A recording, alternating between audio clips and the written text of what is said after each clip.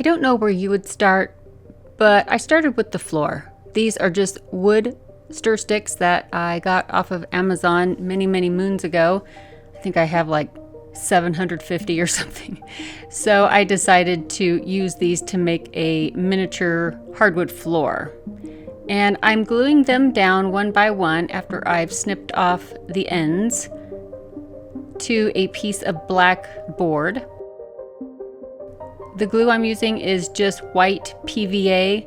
You could also use wood glue, anything that will glue wood to paper, which is most things.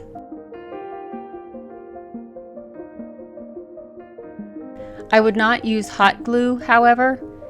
Hot glue tends to be bulky underneath because sometimes part of it will dry before other parts of it, and your floor will probably come out lumpy and bumpy and it won't be smooth. The PVA creates just a very thin bond between the wood and the board or cardstock or whatever. This took a minute. I am not gonna lie. You wouldn't think that it would, but it did. And I think it's because I was trying to make sure that the boards were as close together as possible, because these are just stir sticks for coffee. They're not perfect. They're not made to be perfect little pieces of lumber. So I had to sand them and kind of squeeze them together as I went. They're all slightly different colors as well. I tried to vary them so that the color tones were pleasing to look at. Once I was getting all these glued down, I would cut off the ends. And now the sanding. If there is anything that I did more than anything else during this entire build, it was sanding. And sanding is your friend. It's not fun per se because it's a lot of work and your arm gets tired, but you gotta sand. You gotta do it. And I could have used just regular wood stain, but I had some distress ink just right there next to me. So laziness prevailed and I grabbed it, and I think this one was Gathered Twigs is the color. I went over it a few times because I wanted it a little darker. So I'd let it sit, and just like I would with wood stain, let it sit for a second and then wipe off the excess. Once that was pretty much done, I glued the whole shebang down to a piece of MDF board, like hardboard, kind of like what a clipboard is made out of. Nice sturdy board. I glued all that down because that's going to be the base of the entire book nook. Then I sandwiched it between another board and clamped it so that it could dry flat. Next, I took a large piece of matte board and I traced around my floor that I had just made. And then this way I could extend the lines all the way from the front to the back. And you'll see what I'm going to do here in just a second.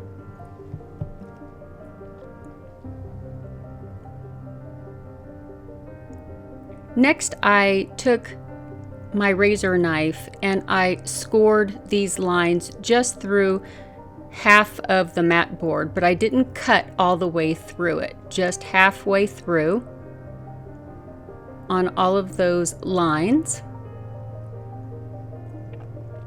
And then I cut out 2 back corners because I wasn't going to need those. And you'll see when I take these off, now I have a box with a back and 2 sides, but no front. That will fit around the floor. I apologize here. I didn't have the camera on while I cut out the foam board for a wall. And then I cut out a little window area, well, it's a doorway, and I put a piece of mirror inside of that. I will try to find the video for that, but I can't find it as of right now. But anyway, I'm, as you can see, putting double-sided sticky tape on to, this is going to be the left side wall because I need to put wallpaper on it. So here is the wallpaper I created in Photoshop. And now I'm going to get it a little dirty because it was a little too clean. I dirtied it up just a little bit. And now I'm going to cut out that area that is above that mirror that I put in there.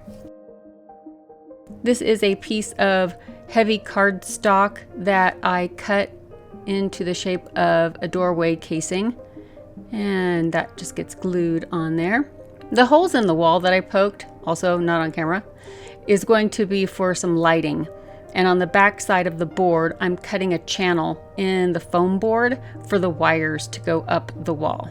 This is going to be the back wall, and there's going to be a doorway and a window. I cut out the doorway and then I scored the back side so that the wall would bend. It's going to have like a little bit of a corner in it.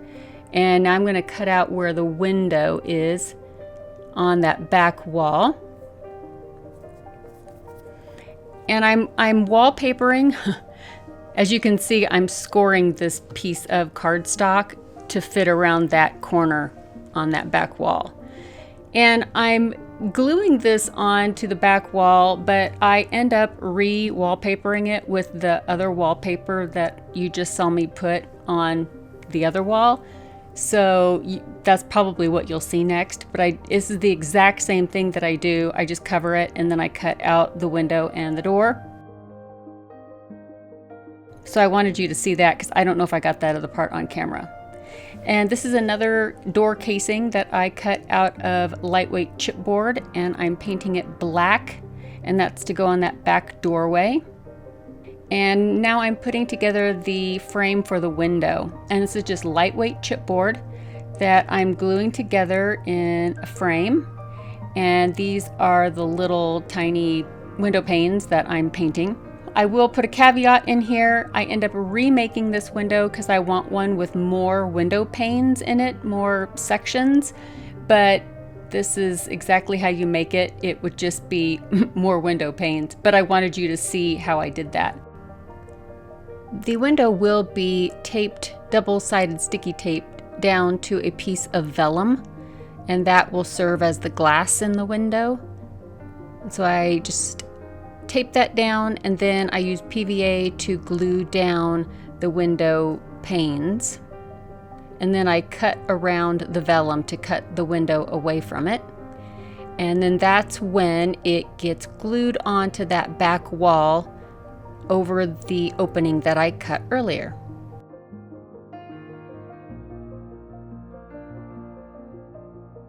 I'm going to put it between a couple of boards for just a minute to let it dry. And then I'm going to take some more of that matte board that I have left over and paint it black because this is going to be some of my baseboards. And I do that dry brush technique with that beigey color over the top just so it's not perfectly black. And again, more PVA glue. Of course, I have to go around this with the other wallpaper, so you know. And then the raw sides, the corners that are going to meet the other walls, I paint those black. Now I'm going to be making a wall sconce, and I'm just testing out that LED. And I made this wall sconce already, and I'll have to show you guys how to make one of these or something like it. But I'm just going to thread that through the wall, and then I'm going to glue that wall sconce to the wall so it doesn't shift around. And then the wires get put in that little channel I cut earlier, and I'll just tape those down just to keep them secure. And testing it again, yay, it works. Now I'm going to take that matte board box that I scored for the outside, and this is when I will be gluing the floor down to the base of that book NOOK case with that, and I'll put a brick on it. I'm going to add some artwork because I'm going to be gluing the wall to the base, and it's easier to put the artwork and stuff in beforehand if you can. And I'll just let that dry. And now I'm going to put in that back wall. You can see there how it has a little curve in it. this is the right wall, and I am going to wallpaper this right wall now. Again, with some double-sided tape and my wallpaper, and trim the edges. Check that fit. And now I'm going to glue down, whatever, this side of the mat board to the book nook itself. Just kind of close that up because I don't need it open anymore. And here's another little piece of mirror that is going to get glued behind that little doorway in the back next to the window. And that wall that I just wallpapered, I'm going to dirty it up too, just because, again, too pristine. So let's make it a little scuffy. And then this wall gets also glued down. Next, I'm going to be making the roof. And so I'm going to cut these little 1/4-inch strips of chipboard, and they're going to be little walls for them to hang the roof from. I'll show you here in a second.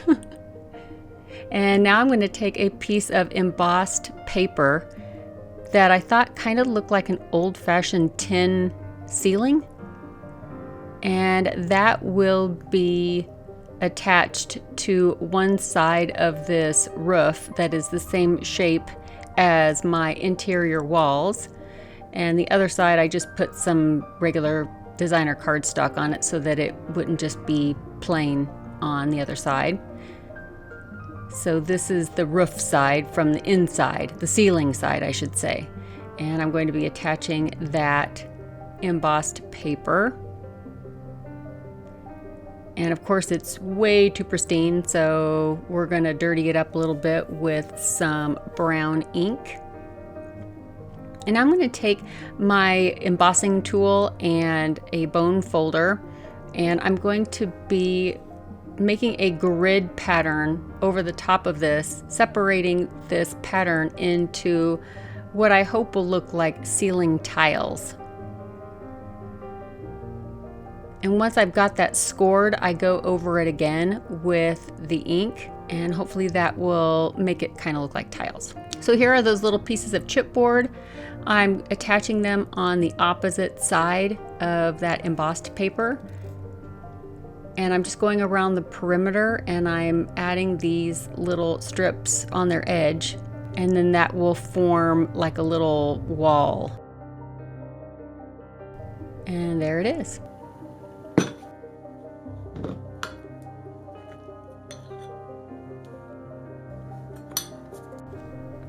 Once that roof is built, I am kind of clamping it in place just to get everything level, because I want to put in the molding that goes up at the top of the walls that meet the ceiling. So these will kind of hold the roof in place too. It's going to get glued, but these pieces need to be set in there so that I can put the roof in place.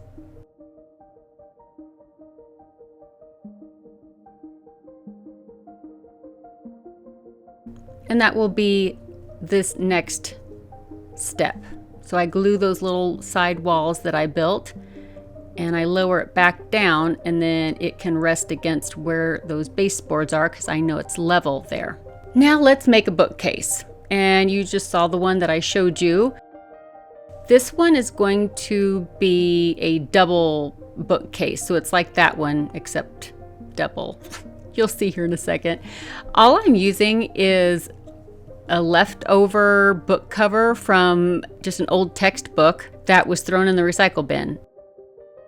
So I took the covers and I'm using them as wood for my shelves and everything. It's going to get painted, so it doesn't really matter what it's made out of. And this is some really sturdy chipboard. It's not thin, it's not going to bend or sag or warp. And I am gluing in my shelf pieces that I cut all the exact same width.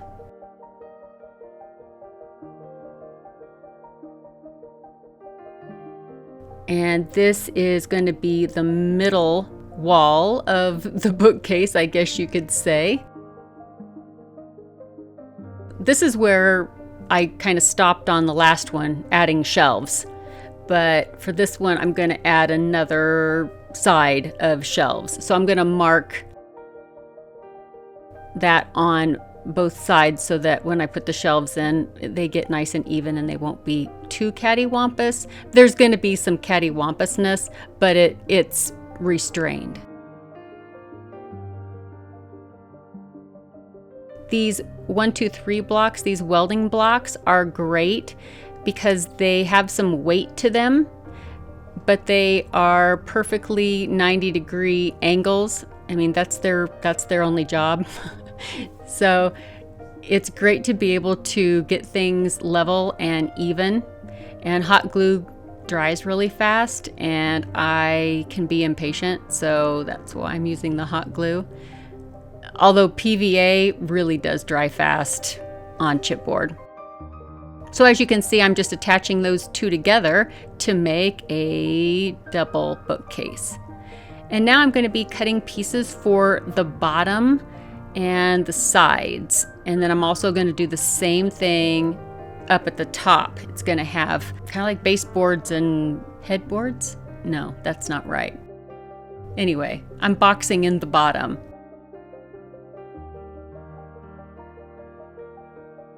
Because I don't want the shelves to be open all the way. I want them to look like real pieces of furniture.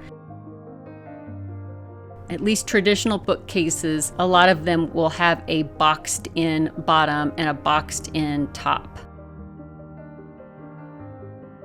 So that's what I'm doing.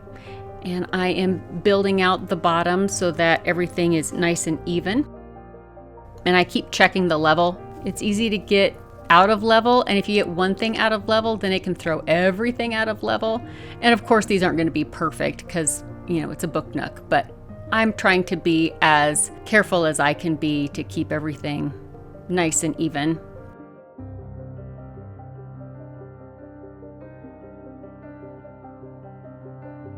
And now I'm going to do the same thing up at the top and box in the top.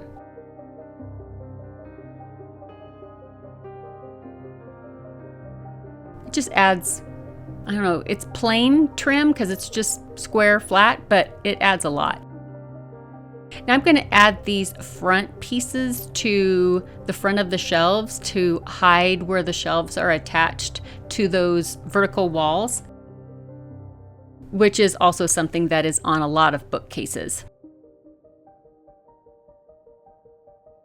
It also adds stability to the structure. And this is chipboard. This isn't any from a book cover, it's just a thinner chipboard.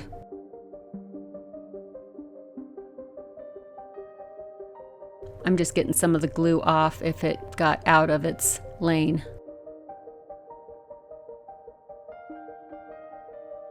Now I'm going to take this, it's wall spackling, is what it is, repair patch wall spackling, and I'm filling in the gaps.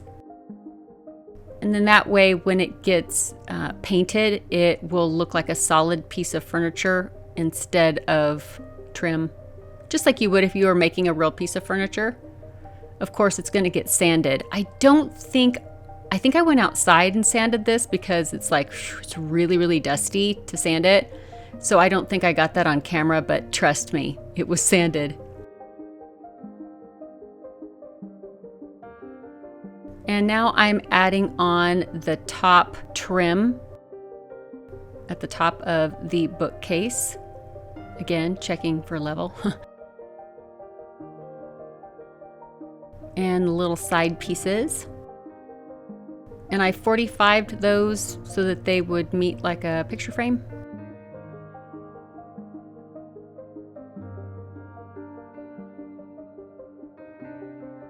And now it gets painted.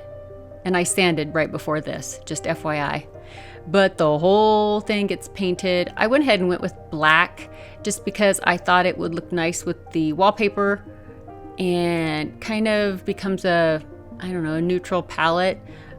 But thinking back, I think navy would have been gorgeous, or like a really dark forest green would have been beautiful.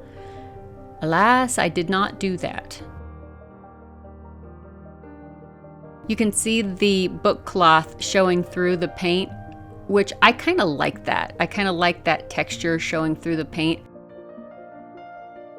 So I'm going to dry brush some age on there because it just looks very one-dimensional if it's, I don't know, if it's not dry brushed and some dimension added. So, but then I sand it all down, as you'll see here in just a little bit.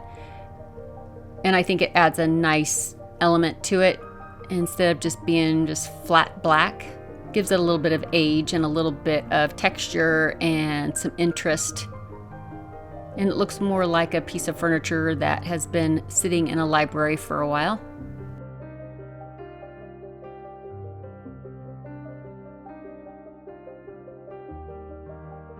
And this is a sanding sponge. And it's nice because it can get into little cracks and crevices a little bit easier. And it's just a fine graded sandpaper. But I go over all that dry brushing to kind of diffuse it a little bit so it's not stark brush strokes or anything. And then it gets coated with a polyurethane. Now I'm going to take this strip of brass, and it is a 1/4 inch strip of brass, and you can get these all kinds of places. I'll have some in the Amazon favorites list and stuff. You can easily cut it with tin snips or a pair of, utility scissors, because it's like a Coke can, like a soda can. But I am making little supports for the pole that the ladder is going to attach to on the front of the double bookcase.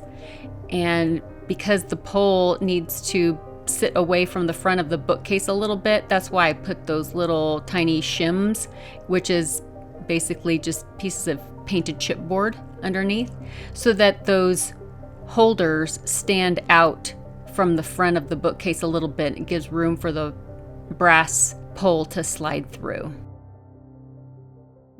Like that. And now I'm going to making a ladder. So those ladders that, have wheels on them, the library ladders. That's what I'm making. So I cut these 2 strips of hardboard, and I think they're about 1/4 inch wide. And I am marking places for the rungs. What I was sanding there first is the little hook that will fit around that brass pole. And then at the bottom, you'll see little notches at the bottom of these strips, and that's where the wheels are going to fit. But now I am drilling out the holes so that the rungs can slide through. And all I used for the rungs is bamboo skewers. Pieces of bamboo skewers. So nothing that I bought or anything. It was just some bamboo skewers that I had laying around. All of this stuff is just from my scrap box so far. And just adding some PVA glue to those holes. And there's the little pieces of bamboo skewer that I already cut to the width that I wanted them to be. And you just kind of work those in like a dowel rod, and then attach the other side. This takes some finessing, not gonna lie. And then you gotta sand so that those dowel rods are all nice and smooth on the side, at least a little bit. I don't care if you can see them a little bit, but I just wanted them to be smooth on the side. And this too gets painted all black. Yeah, I think you get the idea. And it's done. Now that brass pole that's going to hold the ladder, I am gluing on a little bead. As you can see here, it's shaped like a donut. And then I put a tiny, tiny little brass nail through the end, and I glued that onto one side. This is the wheel assembly. I made that little staple-like shape, and it goes through the wheels at the bottom that you see in green, and then the little things that are next to the wheels, the little white, those are spacers so that the wheel's not wobbly back and forth. And the staple fits on the outside, And then the wheel goes into that little notch where it's orange right there. The wheel fits up into that notch in there. And then that staple slides on the outside of the uprights of the letter, I guess. I don't even know what you call the, yeah. So it's all spinny. And those wheels are just wood beads that came off of an old necklace.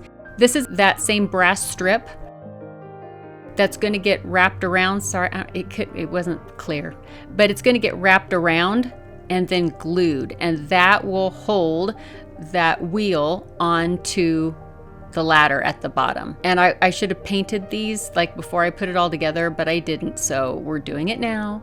I just didn't want it to be silver. I wondered later if like real wood staples would work, like if they would have been the right size, but this was just some real bendable wire that I used a little metal hammer and just beat it flat.